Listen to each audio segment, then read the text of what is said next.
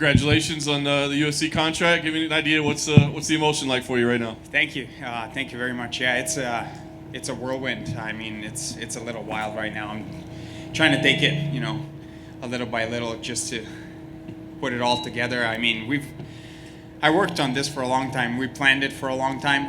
I could clearly see myself and picture myself going this route, and I knew it was going to happen. It was a matter of time. Some stars have to align. You have to work hard, and eventually it happens. So now I'm just gonna soak it all in. We've got a couple days to relax and back to work full time. I mean, work, train all the time, get ready for another fight. This is what I love to do. As I said, I did it for free. I'll do it for free again. Nothing's going to stop me from doing this. So, from the outside, it's pretty difficult to criticize anything you did tonight. But from your perspective, how was your performance? I think it was all right. I mean, I only had a couple of weeks to prepare. I do stay in shape throughout the whole year because of situations like this. Fights can't happen. You can get a shot anytime, right? And if you're ready, you don't have to get ready. So that's kind of what we at Anchorage Brazilian Jiu-Jitsu do. We just try to stay ready as much as we can when it happens. We're there to jump in, steal the show. That's what we did tonight. I think you clearly did. Thank you. Were you expecting that type of fight? I mean, it was action from the start, and he had some pretty acrobatic stuff, pretty creative stuff. Was that the type of fight you were expecting?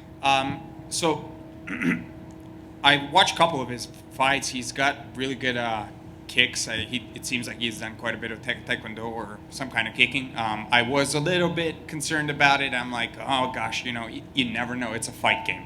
Anything can happen at any time. But I was well prepared mentally. I knew that things are going to happen my way if I take it step by step and put it through my fight process. I put on my fight, I put on my show, and he's going to follow. Whether it's, whoever it is, it doesn't matter. If I do it, how I train it, how we program it, it's going to happen my way. So that's what it kind of happened, and I'm happy with the performance. Some stuff that I'd like to work on is just move a little more. Of course, just like any fighter, but that's something that's easy to, fix. And then we got started getting all tangled in, leg locks and stuff, and I wanted to strike more, which is what I like to do. I think it puts on a good show. Everybody enjoy to watch it. I personally enjoy. So that's kind of where I wanted the fight to go, and it went that way, went in my favor, just like I planned it. Now we're here. Last thing for me, you said you'll get right back to work, but what's the ideal scenario for you if your UFC debut? I mean, is there a time frame, an opponent? I mean, what's the ideal? I'm ready to go. I mean, I'm training all the time. I'll be ready, a couple weeks. Give me a couple weeks and I'll be ready. Again, I'm working with my nutritionist. There's still a lot of stuff that I need to figure out. I've been fighting at 170 and I walk around 175, right? So this is the first cut. I mean, I read all the time. It was me and my coaches at Anchorage Brazilian Jiu-Jitsu, Ryder and Matt, we knew I was going to fight at 155. It was the matter of time and the right opportunity, right? Because, every fighter knows weight cuts. They tend to drain you out a little bit, if I can say it, And it was, as I said, the matter of time when we were going to start doing it, and there was an opportunity, of course, for Dana White Contender Series. Perfect opportunity, my first weight cut. And I worked with several people, and the last bit of the cut, maybe last 10, 15 days, I worked with Dr. Mateo in Capo Nutrition, and he helped me quite a bit. We did that cut smoothly. I was back up to 170 next morning. I mean, coaches know, and I've been eating quite a bit, and I'm happy and full. Over here on the other side. You said this was your first weight cut, and it went smoothly, but did anything catch you off guard that you weren't prepared, like how your body would react? It was a new thing for me, right? I walk around 75, I just fix up my diet, and I'm at 170, ready for a fight, and that's what we've been doing so far.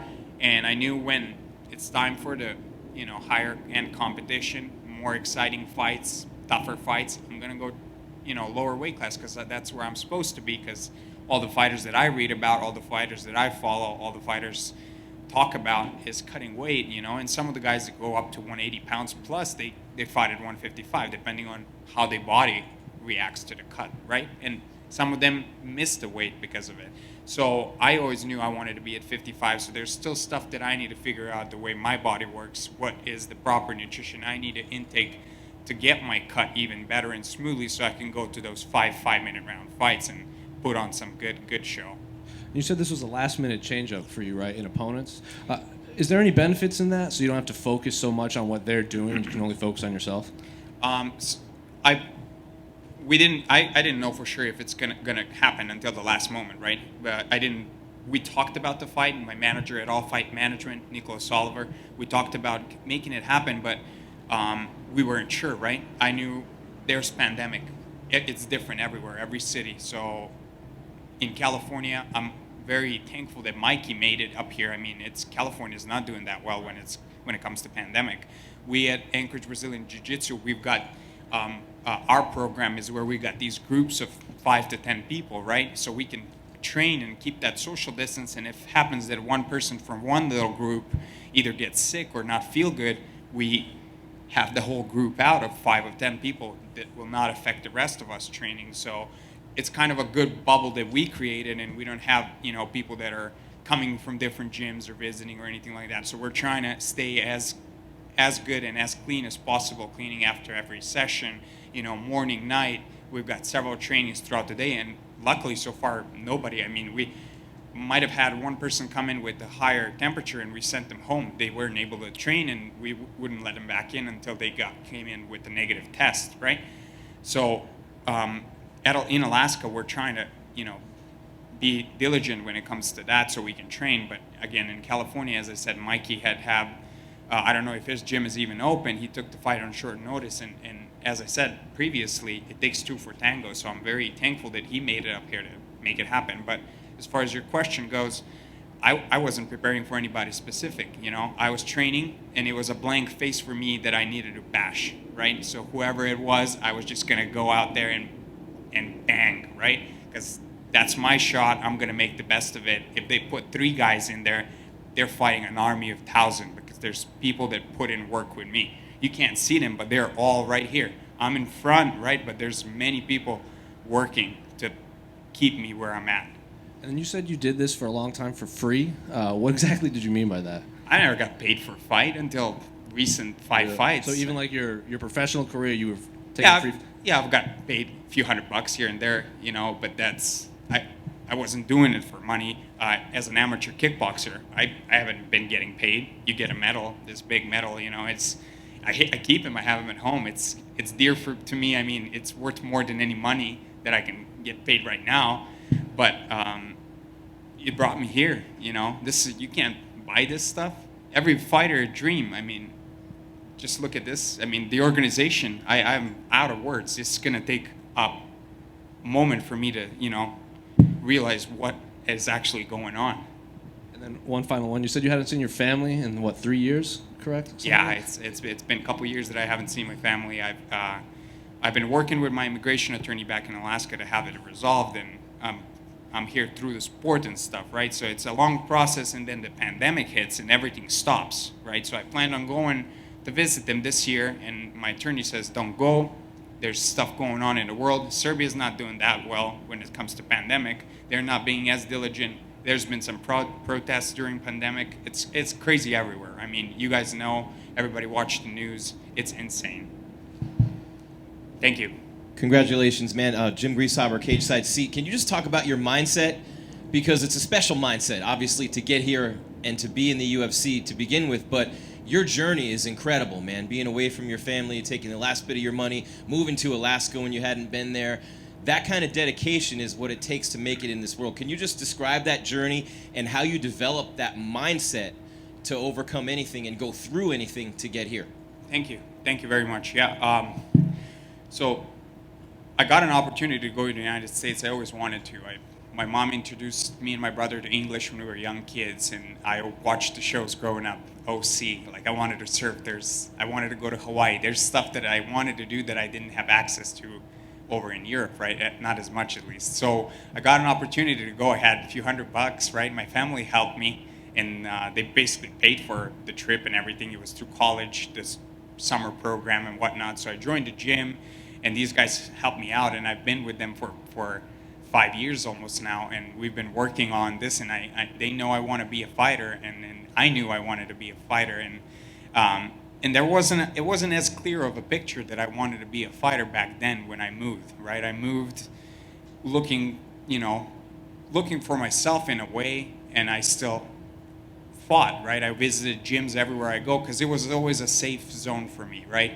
Fighters, if you're into fighting and you know fighters, when you go to a gym, there's respectable, nice people in there. You go there, you find friends. Anywhere in the world you go to a fight gym. If you're a fighter, very easy to earn respect, right? You go put some fist on somebody, right? You go start a sparring, a good matchup, just for fun, training. People give you a lot of respect, and I respect a lot of people, through that sport. And it was always an easy way for me to meet people wherever I go, and that's what I always do, and that's what I suggest everybody doing, because it's very easy to meet people that way, right? So that's how I joined the Anchorage Brazilian Jiu-Jitsu, and since then, they've been my family here in America, and they've been taking great care of me. Anything I ever needed from day one, there's not a single time somebody said no to me, whatever it was. So, talking about mindset, there's that moment in your life when you kind of figure out what you want to do, right? Not everybody get to realize that. There's particular moments in our life where you kind of go the route, okay, this is what I kind of want to do. And there's sidetracks all the time. You can go that way. I realized I wanted to be a fighter, I'd say maybe 2016, right? Maybe a year into being in the United States, I realized like this, I've worked some jobs, I've worked construction, serving in restaurants, doing this and that. And only thing I go back to is fighting, right? So I'm like, this is the only thing I want to do. I go become a car salesman. I'm doing very well as a car salesman, but then something's bringing me back. I still only want to be a fighter. And I put my time in the gym all the time, regardless. I wasn't I didn't know I'm going to go to become a fighter. I didn't know anything. I was just like, okay, this is the only thing I can stick to throughout these years. It's been so many years, since 16, 15 years old that I started kickboxing. That's the only thing I kind of stuck with. It's stay with the fight game. Life is a fight. We all fight, right? Somebody fights this battle, the other people fight that battle. My battle was fight game, and I always enjoyed it dearly. And that's kind of how I stick with it, and I just kept going and feeding that dream a little by little every day, right? And it grows. And as it gets closer, it gets bigger, and then I start seeing clear, right? This is what I want to do, and that's where I need to go. And now I have an exact plan, and I know that I need to execute, right? Now I know the steps that I need to make to get where I want to go. Full-time training, get your diet right, don't go out partying, don't do drugs. It's very simple, right? Those are the simple steps that you can make, not me, anybody. Read books, right? Feed your mind, do your mind gym, do your physical gym. Those are the things that I would suggest anybody else do, right? You got the choice. You're going to go out clubbing, you can go out training, right? You want to live 50, you want to live 75, 80, 90, life can be a beautiful thing. You just got to make it right way. Well, now that you made this happen, what's the plan from here? Because so many people have a plan to get there, but then when they get there, they go, oh, what's the plan now? But you're the type of dude, I know you already have a plan in place. Yeah, nothing changes. We just keep training. I'm going to try to get another fight as soon as possible. I want to fight. As I said, I just want to figure out the way my body works better so I can get those five-minute round fights. I stopped almost everybody in the first round. I need to test myself too. I need to know how my body is going to react to that kind of pressure, and I want to. I cannot wait for it, right? So now there's opportunities, there's people that are going to help me with it, and I have a good team by my side. They're my friends, they're my family, and I think we're going to make some great things happen. Thank you so much. Thank you.